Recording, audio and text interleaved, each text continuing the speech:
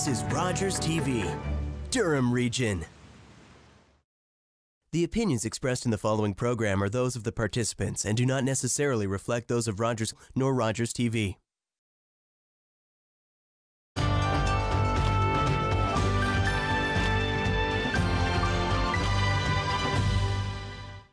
Hello everyone, this is your COVID-19 local update. I'm Deborah Hutchison in the Rogers TV studio. Joining us today up first from Durham College is Don Lavisa. He is president of Durham College, and Dr. Elaine Popp, vice president of academic for the college. Welcome to both of you. Thanks for spending some time with us today. You know, it's been a crazy 4 or 5 months, hasn't it?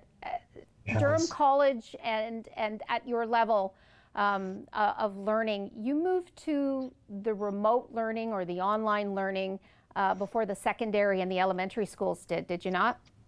We did, yes. We shut down basically for a week and resumed classes after that week closure. You know, one of the things a lot of people don't know is just how much remote and online learning the college does already, even before COVID. So it was a little easier for us to do that pivot than where elementary and secondary teachers typically don't teach online. But we do a lot of online and hybrid, which is a combination of, you know, online and remote delivery and some in class as well on campus. So and there is a difference too. If you think of online, people envision almost like a textbook on your computer and you read it and that's it. But that's really not what it's all about. I mean, it's like our conversation here today. There's so many new tools now that we can actually do a virtual classroom, and we can see the students and hear the students. We can interact. We can make it interaction. We have simulations that students can practice their skills. So it's very different than just saying on an online course. And Elaine took her team, her deans, and her faculty through that process and to get ready. I don't know if you want to add to that, Elaine. Sure. Online or remote learning doesn't mean that hands-on learning has to stop. And in fact, we have a couple really good examples of how we've been able to continue hands-on learning while the students are learning at home remotely. One example is in our practical nursing or our PN program, where students using family members at home are able to follow along the faculty members while they're watching their lesson online and practice some of the physical skills on their family members at home. We've also sent practice kits home to students in other programs, and those students can practice the skills the faculty member is demonstrating in the virtual learning environment at home as well. And yet a third and final example I'll bring to light just now is we have cameras set up in some of our labs, and the cameras can be aimed to focus in on the particular piece of equipment the faculty member is talking about in the remote lecture so that the student can see exactly what the faculty member is talking about. So we're bringing the lab equipment into the student's home environment through remote learning. So remote learning by no means has to mean that hands-on learning stops, and it's about using those tools that are available to us to continue to make the learning experience fantastic. I guess the challenge is there, you know, the students can see the lesson and can, you know, interact with the teacher, but it's harder for the teacher to evaluate what they're doing at home, is it not, Elaine? Well, in some cases, what we've done is have the students actually submit video to the faculty member for the faculty member to watch what the student is demonstrating in the video to do the assessment that way.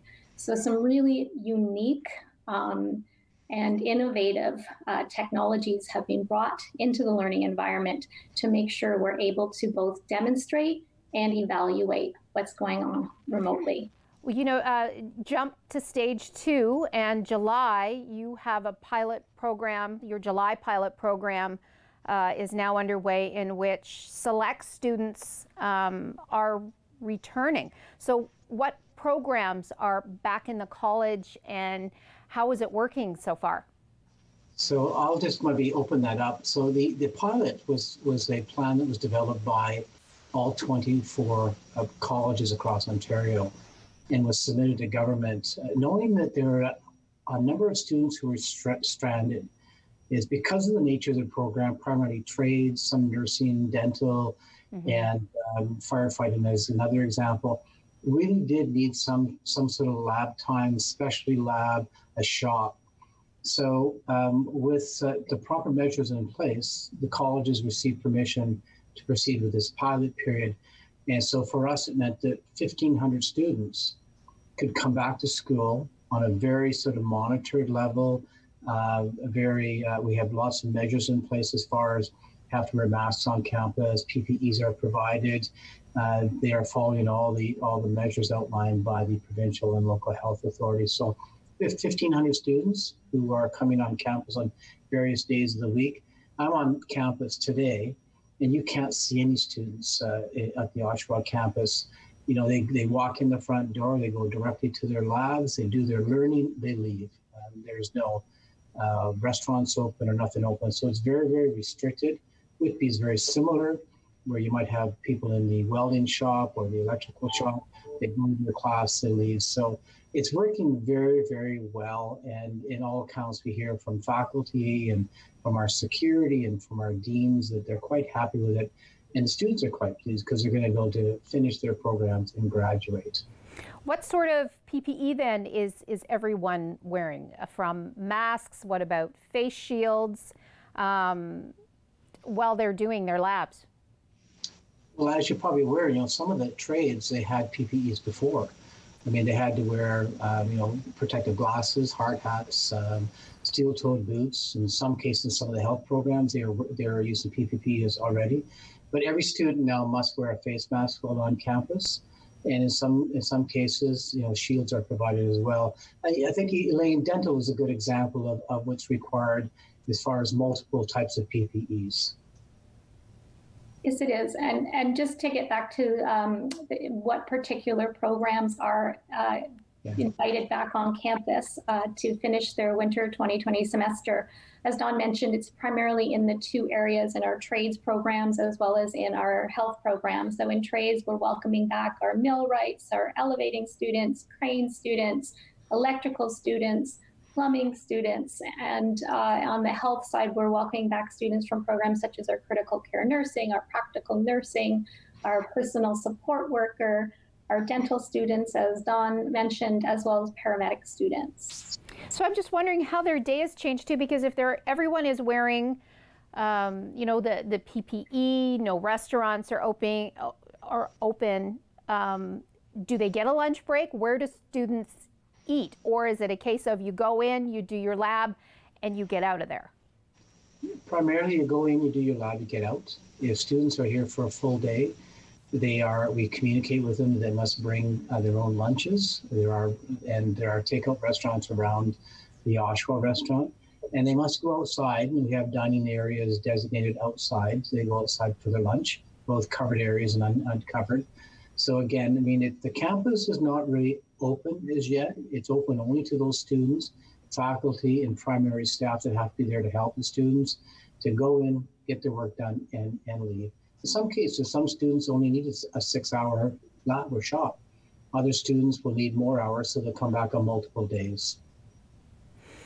So is this the way of the future, preparations, I guess, for fall? What is it going to look like, or is there any way of knowing? I'll let Elaine answer that one. Great. So while our fall 2020 semester is certainly going to look quite different than other fall semesters here, we are prepared to offer an exceptional learning experience for our students. Where possible, programs that can be delivered fully remotely will be delivered fully remotely. However, for those programs that do require that in-person, on-campus training, we have arranged for students to return to campus in smaller groups to complete that training.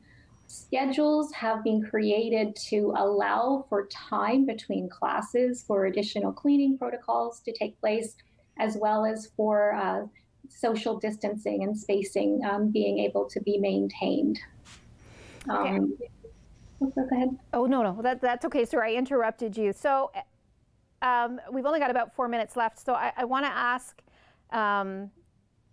a couple of things about what students have been going through the last 4 or 5 months. What about all our international students? You know, you do have a lot of international students. What has happened to them over the last 4 or 5 months? Were they stuck here? If so, if they were living in residence, what happened to them? Could they fly home? I just want to get a snapshot of what it's been like for them. I think all of the above. So we had students who remained in country and they live in residence. We still have students in residence, and thank God there were no cases of COVID in our residence. We had students, some couldn't go home, some did. And of course, we are now looking at a new intake of students. So we're looking at which countries will be able to travel into Canada under what conditions. So the international market is really all over the map. It was nice to see the international students come back as well and complete their studies. And we're still awaiting the numbers for the fall semester. And as we look around the world, the cases of COVID are up and down all around the world, and so we still aren't entirely aware of where our students will come from and what numbers. And of course, when they come to Canada, they have to quarantine for up to 14 days before they come on campus. So we are working with local hotels to ensure when students come to the airport, they're immediately brought into these hotels and they're kept there for 14 days while they do some of their studies online. So they're not falling behind. In some cases, students may not get in country. It really depends on where they're coming from and what type of conditions are in their country. But so there again, it was a whole bunch of different scenarios for students. And Elaine, do you want to maybe add to that at all? Yeah. So the majority of students who had not completed their studies with us or who have plans to begin a second program with us did indeed remain in Canada, as Don has mentioned, and we're working with those few students now who did return home to get them safely back to Canada. The barriers that they're running into range from everything from there being a reduced number of flights available to flights being very expensive to visa offices being closed, study permits not being able to be accessed. But we're working with those students who are going to be in programs that require in-person delivery to get them back to Canada as much as possible. Okay, we've only got about a minute left. I do want to fit this in here. The future of team sports, you have such a robust sports program. What's the future of team sports moving forward into the fall when students go back? Don? Well, varsity has been suspended for the fall, but we're still optimistic that by January we'll have some varsity sports back again. I mean, I think the future is there, and as we see professional sports now try to find a way back, and of course we're being very cautious because of our population. But I mean, it's going to come back, and I think that most of us realize that in time things will normalize again, and we just have to get through this bit. But so for the fall, unfortunately, we don't have any team sports at all. There will be some training for students to keep them healthy and happy on campus, but again, it'll be very restricted and very controlled. Okay, I'm going to have to stop you there because, believe it or not, we are out of time. Our thanks to Don Lovisa and Elaine Popp. Stay with us. More to come on your COVID-19 local update after the break.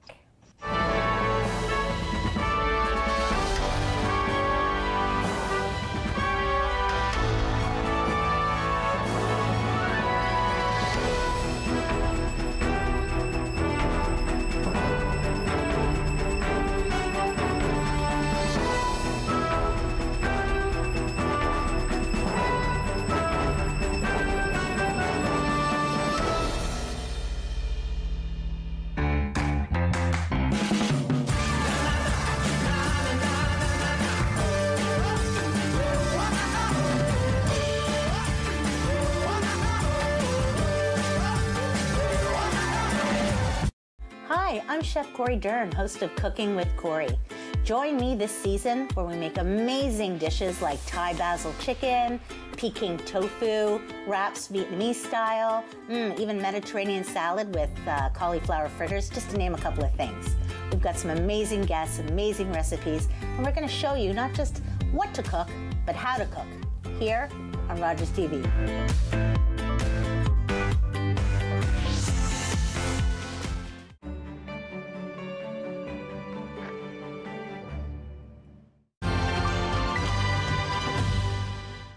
Welcome back to your COVID-19 local update. Joining us now is registered dietitian Andrea Miller. Andrea, thank you so much for joining us. How you Thanks doing? for having me. I'm really good, actually. I'm really good. How are you? We're doing pretty good. I have to ask you, this is all about food and our health.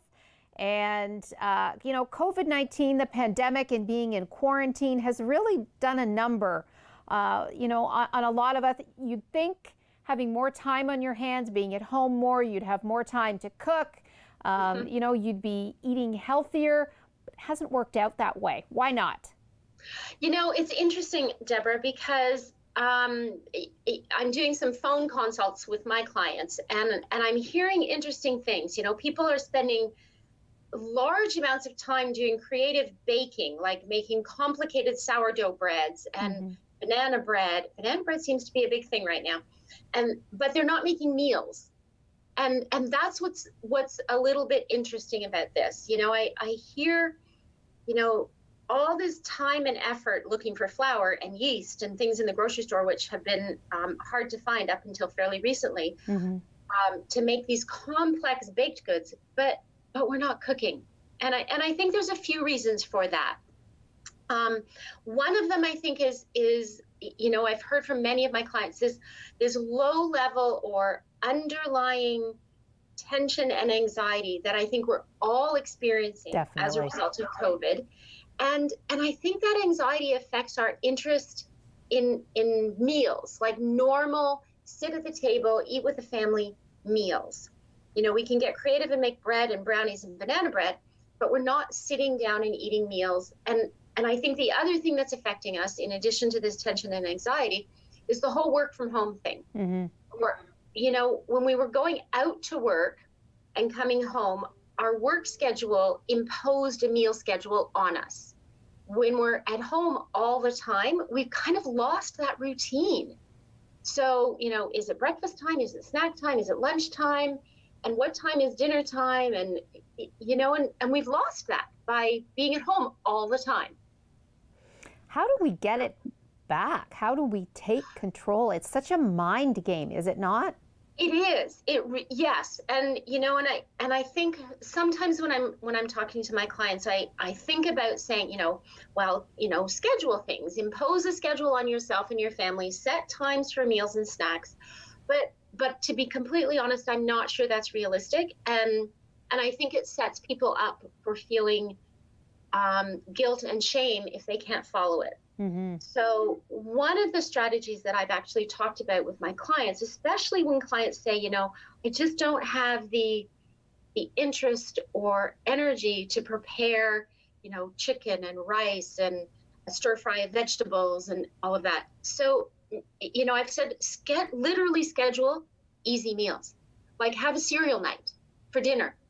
You know, get 3 or 4 different kinds of hopefully whole grain cereals, cut up a whole bunch of fruit, you know, sliced bananas, sliced peaches, sliced strawberries, you know, whatever milk you like on your cereal, maybe have a bit of yogurt on the side, and literally have a cereal buffet for breakfast or for dinner. Because I love that idea. Saying, you know, I don't want to cook and I eat a bowl of cereal for dinner, and then they tell me they feel badly about that. And I think the cereal can be a great meal. The kids can get involved. The kids can help slice up vegetable or fruit, choose their cereals, or have omelet night, or have grilled cheese sandwich night, and literally plan easy to prepare fun meals that don't require that thinking and commitment and, you know, ahead of time work to prepare. And that can make a difference. If you know, even alternating, have like, you know, the chicken and rice and vegetable meal one night and have grilled cheese the next night. And I think that helps because it gives us permission to not cook the complicated meals. It gives us permission to eat comfort food, which I think we all need right now. Banana bread is #1, Andrea.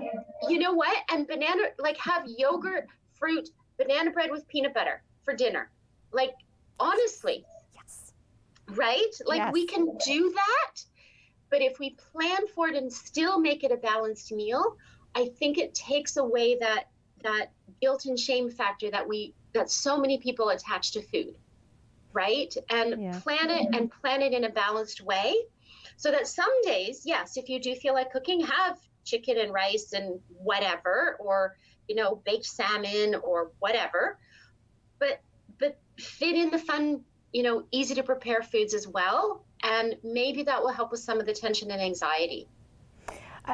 For our viewers out there, if you haven't checked out Andrea's Twitter site, it's at Andrea Miller RD. You should. Andrea, you've got great tips, great links to recipes, and you talk a lot on there about intuitive eating and making peace with your food. Can you expand upon that? Great advice. For sure. Yeah, and I think, you know, intuitive eating, you know, one of the examples I often use is it's almost like eating like a small child.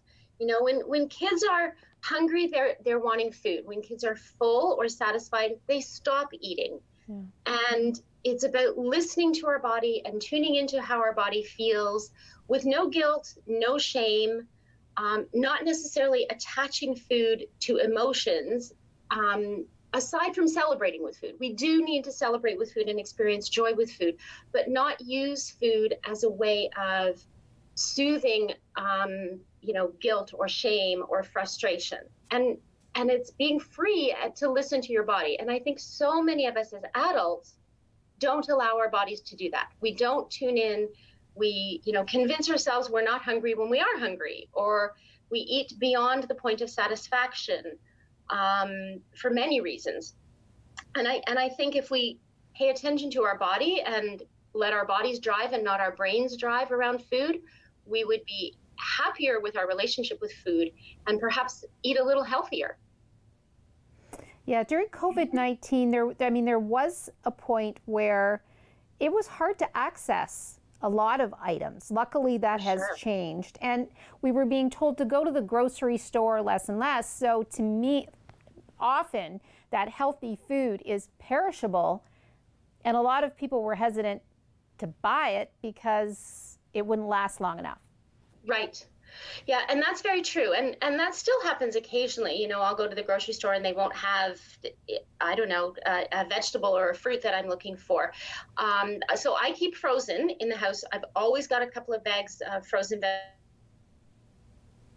vegetables and frozen fruit around, which I find hugely helpful. So if I'm making a stir fry, maybe I've got a little bit of fresh broccoli and onions and garlic, but I may add a handful of frozen vegetables to enhance that stir fry. And that's completely fine to do so. Same thing with fruit.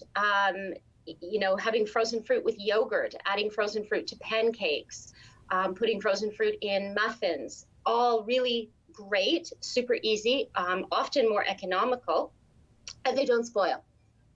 Canned things are also great, like canned salmon and tuna, or canned beans and lentils. I've always got a few cans of chickpeas or black beans or things like that around.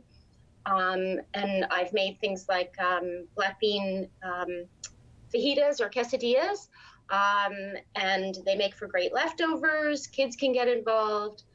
So those foods are absolutely fine. So don't feel like you always have to buy fresh and cook from scratch. Canned, fresh, canned and frozen, completely great.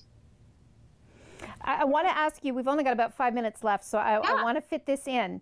You know, during the height of the pandemic, we're talking March, April, May, you redeployed yourself and you took on a job at a long-term care facility within Durham Region. Yeah. Let's talk about that experience. How did that come about? What were you doing? So I was working as the nutrition manager in a COVID positive long-term care home for 12 weeks. I had to close down my private practice because obviously we couldn't see clients privately. So I got a contract in a long-term care job or a long-term care home, and it was amazing. Honestly, Deborah, it was the best experience. So despite what everybody sees online about long-term care homes and how terrible they have been impacted, and yes, some have, but not all of them. We had more than enough protective equipment. The staff were wonderful, dedicated, compassionate people. My role was really around nutrition management. So I worked a lot on the menu for the residents, making sure there was enough variety, selection, choice during the pandemic, using foods that were easy to prepare for our cooks. And I worked a lot on just managing the cooking and kitchen area. But it was a fabulous experience, and I am so grateful that I got an opportunity to do that. Working at a COVID-19 positive facility, what precautions then did you have to take? There must have been some worry that you would bring this back home. I think I was mindful of it. I don't know that I was worried, because I knew what to do. We were in masks all day, and we washed our hands countless times a day. If I left the kitchen, I washed my hands before I left. Before I came back into the kitchen, I washed my hands. If I went to the nursing station, I washed my hands. When I came back, constantly washing our hands. We had protocol to wipe down all high-touch surfaces that were being done regularly. Again, if you're mindful of these guidelines and you follow them, the risk is minimized so much. You know, just we need to wear masks and we need to wash our hands, and we're safe or safer. Obviously, I can't guarantee it, but you follow those guidelines and it's okay. I was less worried in the home, in the long-term care home, than I am in the grocery store, to be completely honest. Because everybody was taking the precautions in the long-term care home. Right. And in the grocery store, they're not. People are still going in without masks. I don't know if people have washed their hands. You know, and people don't know how to use protective equipment. I mean, I've seen people with gloves on smoking, honestly, right? And they go into the store with gloves on, come out of the store with gloves on, and then touch their car and their steering wheel and their phone. And anything that was on the gloves has now been transferred to everything else. We're far better off just washing our hands and wearing masks. I have to ask you about the drive-by thank yous. There were many drive-bys, yes, and processions.